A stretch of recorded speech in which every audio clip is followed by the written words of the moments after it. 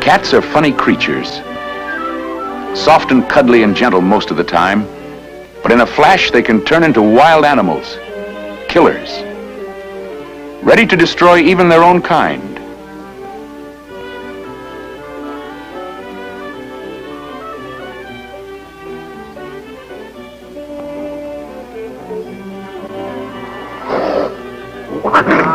People can be like that sometimes too. Take my neighbors in Valley Road. It's a pleasant little street, only a couple of blocks long, and everybody knows everybody else. They're warm and friendly and cooperative, these neighbors of mine. Most of the men work together in the mill downtown and play together nights and weekends. The women have their babies together. And the kids grow up almost as though they were all members of the same big family. You couldn't ask for a friendlier place than Pleasant Valley.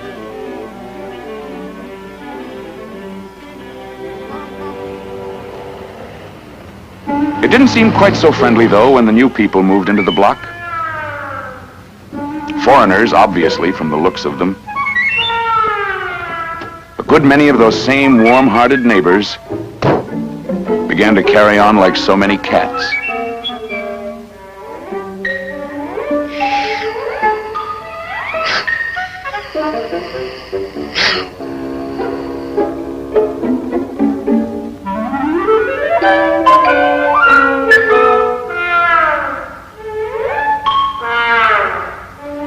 Have you ever noticed how often we are that way about people and things we aren't familiar with?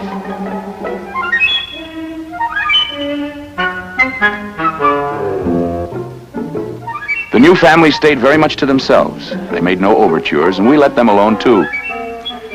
Our wives said they were stuck up. The new people were English. Name of Trombleys we learned from the grocer.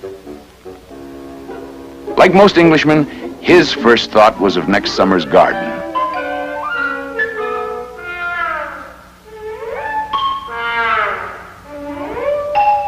Or was it a garden? It looked more as though he were trying to bury himself alive. Well, the Englishman obviously was insane, everybody said. The speculation about him even interrupted the Saturday night poker game. But maybe he wasn't crazy. Maybe there was something worth digging for in his backyard. Maybe.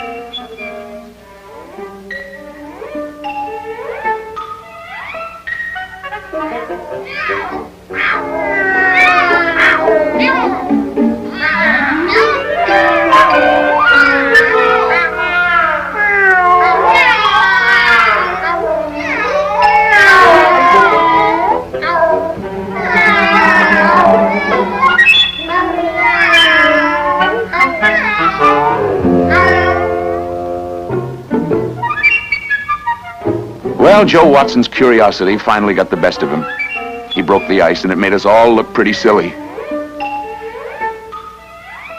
Of course not, old chap. Wish it were true, though. No, this is going to be a bomb shelter. We're only 12 miles from the city, and with the steel mill, well, one can't tell, can one? It doesn't make sense to me. Now, the way I figure it, if the bomb drops, we're goners anyway, so what's the difference? But you're wrong, Mr. Joe Watson. Mind if I come over and take a look? By all means, Mr. Watson. Well, that's some big hole you've got there. But I still think you're going to a lot of trouble for nothing. Oh, but you're wrong about not doing anything. I saw a bit of bombing in England during the last show. It was almost continuous from 1939 to 1945, night after night. But we only had 29,000 casualties in all that time. I can tell you, it'd been a lot worse if it hadn't been for shelters and an efficient civil defense organization. Yes, but you didn't have the H-bomb then. No, we didn't.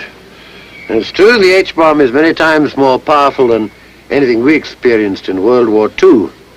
But the experts tell us that the best thing to do about the H-bomb is to get out of the way of it. Evacuate if you live in the center of town and have enough warning. But living out here like we do, this could mean the difference between living and not living. Now, if you'll give me a hand up out of this hole of mine, I'll show you. Now, this is the way our shelter is going to look when it's finished. You see, I'm using 6-inch reinforced concrete walls all around with a concrete slab roof and 2.5 feet of earth on top of that. The air intake's here, and this pipe is for the aerial of the wireless set. But a setup like that is going to cost a fortune, isn't it?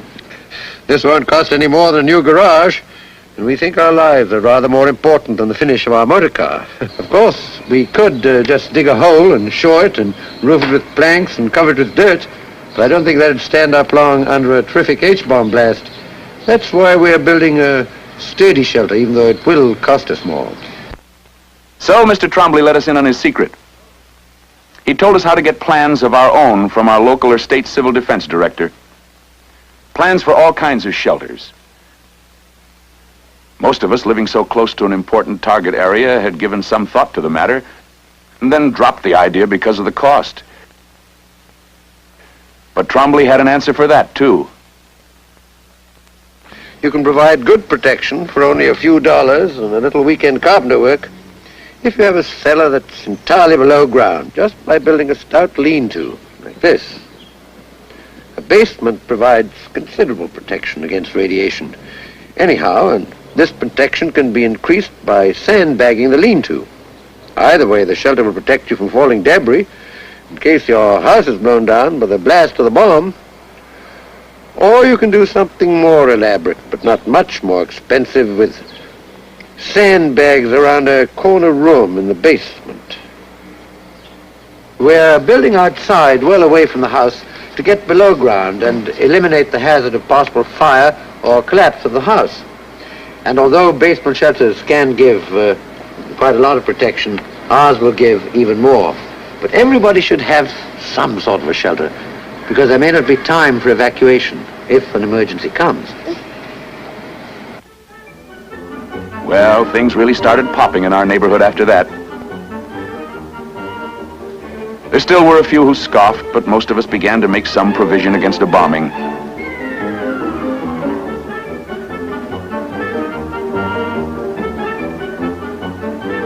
Ed Martin was working on a slit trench, which he said he was going to cover with a concrete slab and dirt on top of that.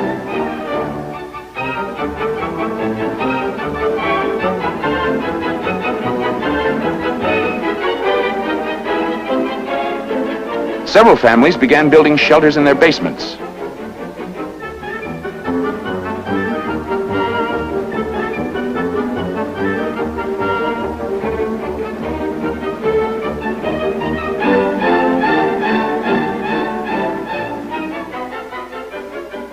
And a few of us went whole hog and started elaborate underground bomb-proofs in our own backyards.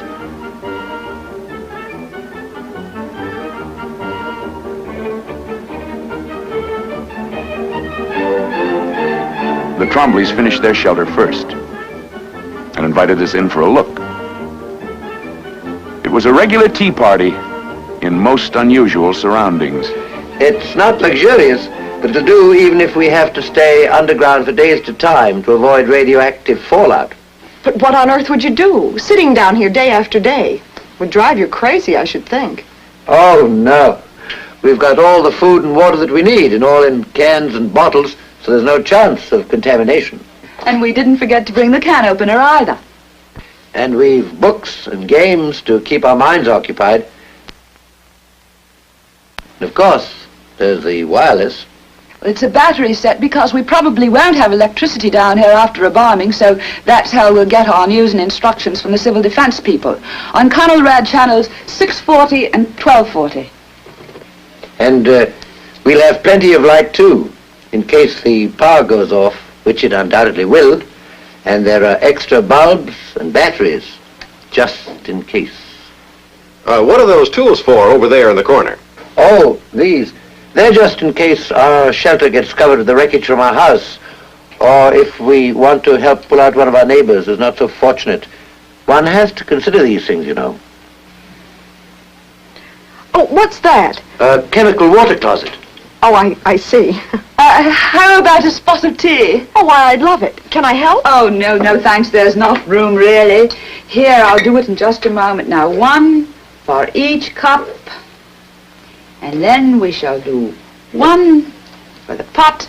And there now, it'll be ready in a jiffy. Well, I must say you have this place fixed up very cozily down here. Even a hot plate. Although I don't suppose that'll be much use to you after a bombing. No, we just put it down here for the convenience now. Actually, if the power goes off, we'll have to use canned heat, and we can't even use that very much because, you know, fire burns oxygen, and we'll need all we have if we have to stay underground for very long. But it does seem a shame to spend all that money for something you may never need. No, it isn't a waste at all because we can use it as a playroom to keep the young ones out of the house when we're entertaining. Or as a storage place for foods that should be kept cool, like your old-fashioned root cellar. I can use it as a tool shed. And of course, it can always serve as a doghouse for me when Mum gets annoyed because of my pipe ashes on the carpet. Oh, John, what a thing to say. Whatever will our neighbors think? Well, it was a nice party, and everyone agreed the Trombleys were perfectly swell people, in spite of their different accent. But there's no getting away from it. People can be a lot like cats sometimes, can't they?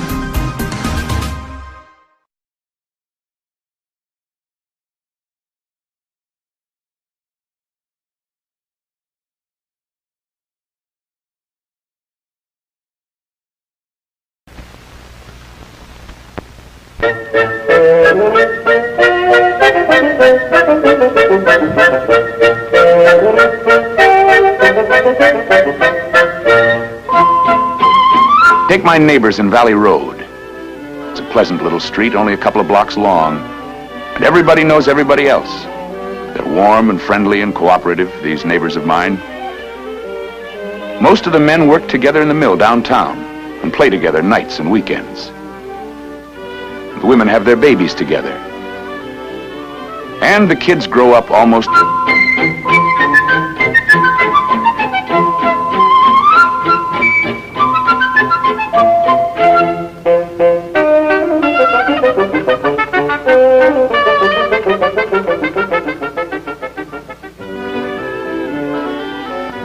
Cats are funny creatures.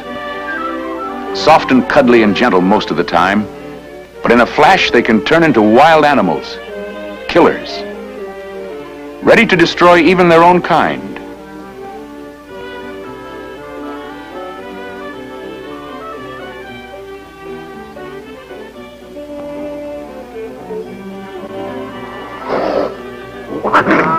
People can be like that sometimes, too.